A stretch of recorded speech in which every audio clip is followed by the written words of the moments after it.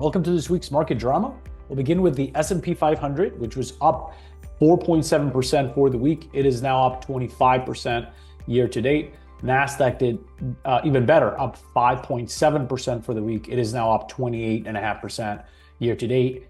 The biggest driver of stock market performance was the conclusion of the presidential election.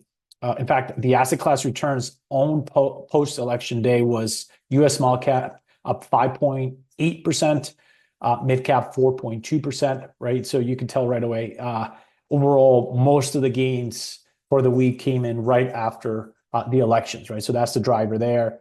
I found some interesting data provided by Morningstar as well as Edward Jones that showed that since 1930, there has been 23 presidential elections prior to the current one.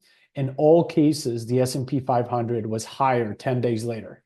So what does that tell you, right? It's not a political association aspect of it. It is the removal of this big question mark of the elections that drove market actions over the last 23 election cycles. Now, of course, who won might dictate at the sector level or at the stock level some winners and losers, depending on policy. But considering we don't have yet any policy that's been implemented, it does show that just the removal of the election uncertainty does help risky assets. So there was also the Federal Reserve meeting, which culminated with the Fed cutting another 25 basis points. In the commentary, there was left room to cut further. They didn't kind of confirm that that's what the next move will be, but it did leave it open for more cuts.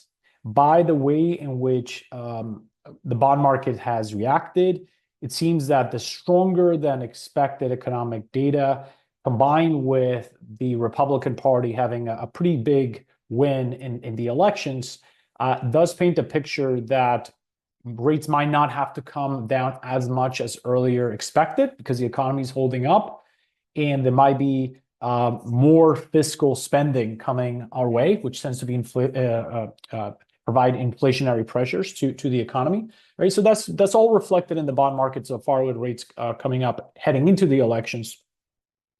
Nonetheless, that's kind of the picture that we have right now for the markets as well as for rates. Next week, we have CPI data, will give us a sense for how inflation is faring. We also have retail sales data, which give us a sense of how the consumer spending is looking. That is it for next week. Stay tuned for next week.